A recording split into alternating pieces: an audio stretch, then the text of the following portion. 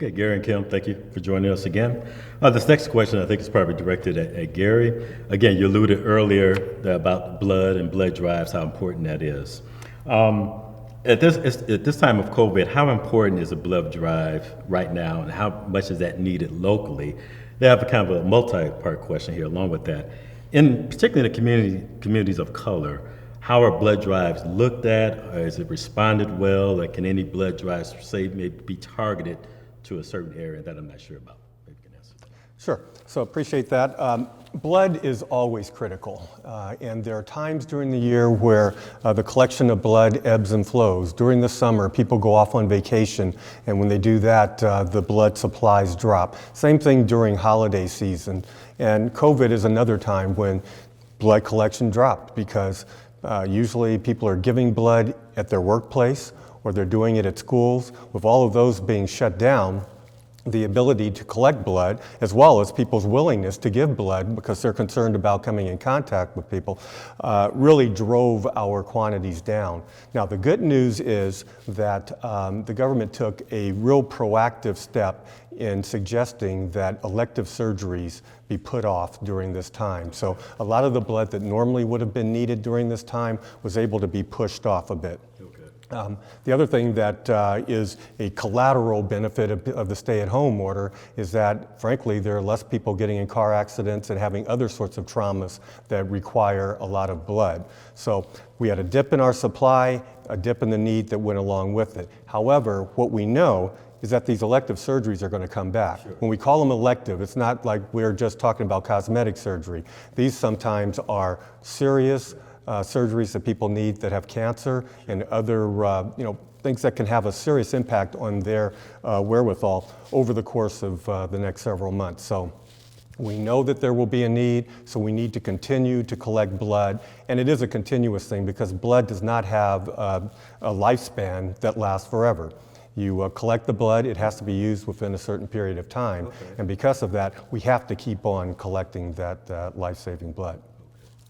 Now, as it relates to communities of color, yes. So on a macro level, blood is blood, right?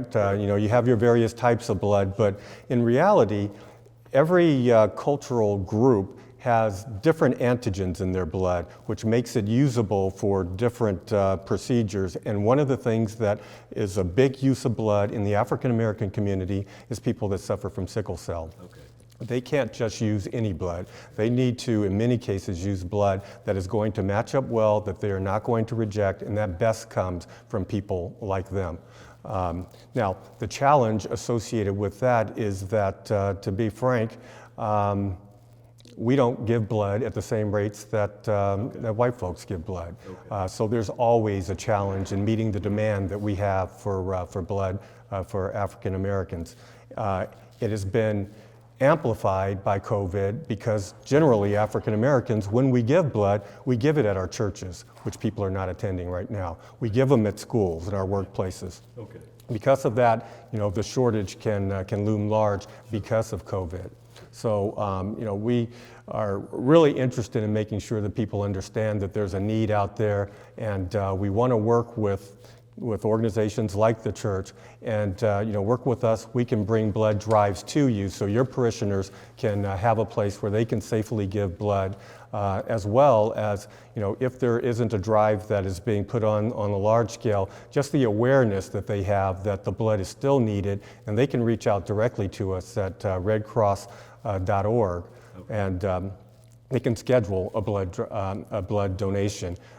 It's a little bit hectic right now. I think earlier I talked about the fact that the blood drives are not collecting as much at the same time because we have to social distance. We have fewer people that can fit in the room for the blood draws. There's a lot of time between each draw because you have to clean everything down, make sure it's absolutely sanitary. So because of that, there can be long wait times as far as making your appointments, but the wait times are worth it because it is important and it does save lives. Okay. And I was going to ask you mentioned churches. I was going to ask who can be some of your community partners as we go forward in conducting blood drives. You mentioned churches, like obviously businesses, organizations, all that. Okay. Absolutely. So, yeah. And hopefully when we, as you say, move out of this, you know, we here can consider a blood drive, but hopefully those out there who are listening today can think about some organizations that they have or a part of that can certainly partner with you being at the Red Cross to help this benefit. We certainly As look you say, forward to blood is blood. Yes. And it'd be good, to make sure that's there for our community Right. as a whole. All right, thank you very much for that. Again, I looked at some of your materials ahead of time that you sent to me and I reviewed, which all were very good, so I appreciate that. And Kim, I believe you sent that to me. One of the things I read through on the information you sent was these weekly virtual presentations that are offered through the Red Cross. I had no idea that was current out there, and probably a lot in our community are not aware of either. Can you share a little bit more about those virtual weekly presentations? Sure, definitely. More than happy to. These virtual presentations are normally in-person presentations, but due to COVID, we are now virtual.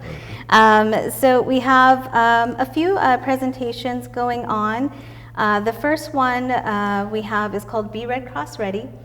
We have a COVID edition and also edition about home fire and wildfire. And this is more extensive detail about being prepared, coping with stress, and additional resources in these presentations. It's about 30 to 40 minutes. You can ask questions. The moderator there is giving you the presentation. The information is there in bold, nice colors and letters, but you can also ask additional questions. Don't be afraid to chat with us online there. We hold those Tuesday and Fridays at 10 a.m. Every week, and that's for the Be Red Cross Ready. We also have a presentation for our younger crowd. So we are in the works. Hopefully it'll be ready by next week or so. We're offering the Pillowcase Project. This was a very exciting presentation kids love when we would actually go to the schools and into the community to present this. But we do have an interactive presentation that we do online, and this is an age-appropriate presentation to teach them to stay safe during a disaster. And we have lots of fun little characters, so it's very entertaining. Nice. Okay. And it's very interactive. The kids can ask questions, mom and dad is sitting there. Sure. Feel free to hop online and ask any question you like. We also have Prepare with Pedro, and we're doing a story time edition for this one, and this is for our, did I mention the age group for Pillowcase Project? It's for ages 8 through 11. Okay. Those are 3rd through 5th graders, sorry. Okay. So with Prepare with Pedro, these are for our young folks, kindergarten through 2nd grade. Okay. And this is all about teaching them about home fire, what a smoke alarm is, what the beep beep sound, and then making a fire escape plan with your grown-up, the safe space where to meet at. So it's a very colorful, interactive story, and Pedro is our star of the show. And that is every Monday at 10 a.m. And you can find, we'll share the links with you, of course, but you can find us on Facebook, the flyers and presentations on Facebook, American Red Cross Gold Country Region. Oh, wow, very good. Very good. The virtual aspect, and again, we mentioned earlier about getting the young people involved, or getting your entire household involved and stuff like that. That's just another good aspect to do. Yeah, it's another way for them to have it for themselves as well. And this is another education kind of outside the walls of school. Yes. And school is one thing, this is another education of your household, your family, how to prepare for things, so they can take this hopefully in their families. Exactly. Or when they move out. So this is all very, very good information. That's the magic of the program, we think, is that a lot of times adults don't want to learn things, or they think that they know it all already. But when their kid learns it, their kid is cute, and they come run back home and talk about what they learned. The adult learns it too. And as you know, the kid will remind. Yes. Oh, you didn't do this. Oh, we learned that. So that's all exactly. good. What's our fire escape plan, Mom? Yeah, that's what they're looking for. Very good. Very good. All right, move to another aspect, volunteers. I think over the years, people who are well versed or knowledgeable of the Red Cross knows about volunteers. And can you maybe talk about volunteers during this period of time? I don't know if you're accepting volunteers, opportunities for volunteers. And if so, what are safety precautions put in place in regards to volunteers, and what would they be doing, I guess, per se? Sure, I'll take that. Volunteers are the lifeblood of the Red Cross. We don't get the work done without volunteers. You gave the numbers earlier in the introduction about what our staff size looks like and what our volunteer base is. The Red Cross region that Kim and I represent, covers about a third of the state of California, so a large geographical area, and we have less than 40 staff to take care of that large area. The only way that we're able to do it is with the 2,000 volunteers that we do have that are actually doing the work. So the good news about those volunteers, it also means that we're able to accomplish all of the good work that the Red Cross does at a very low cost. So we live on donations, and we can go to the donors and tell them very clearly that their money is going directly to service, because we don't have that expensive cost of staff to do the work. So volunteers are absolutely critical all the time, doing all of the work that we do on a day-to-day basis, and becomes even more important during the COVID time, because frankly, most of our volunteers are a little bit up there in age. So, one of the concerns when COVID is out there is that if you're over 65, if you have some underlying health issue, it's probably best not for you to be interacting with people generally. So, with a large part of our volunteer base being these more elderly people, we have a need to backfill to still get the work done.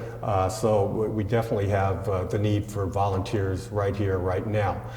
In addition, there's COVID-specific volunteers that we need for working with the food pantries, getting the food out on the table so they can be then given to the people who have that need. That's a volunteer opportunity that we have. Another is, as we talk about blood donations, it's critical that we screen everybody that's coming in to give blood, checking their temperature, asking them questions about potential exposures, so we can make a determination as to whether or not it's safe to take them in for blood now, or if they need to be deferred.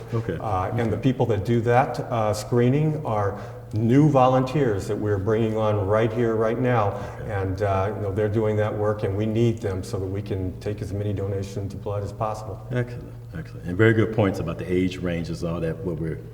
That's a concern right now. I know you would be concerned about that as well as an agency. And then personal protective equipment, PPE, obviously provided to those employees depending on their task or operations. Absolutely, yeah. We talk about an abundance of care here, that we want to make sure that we are not exposing our volunteers or staff to anything that's going to compromise their health. So we have masks for them, we have gloves, we do the separation, do all of the steps that we ought to and need to make sure that they're safe, because if we're not safe, we can't do the work. All right, okay. Well, Gary, Kim, I think this has been phenomenal. I mean, a lot of us know about the American Red Cross in our communities. Hopefully you'll leave today realizing American Red Cross is just more than blood and blood drives, but they're here to benefit us as a whole, and even during the COVID-19 pandemic here.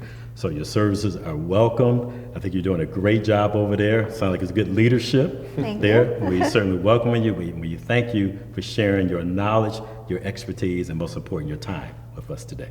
Really appreciate it. Thank you for having us. Thank you.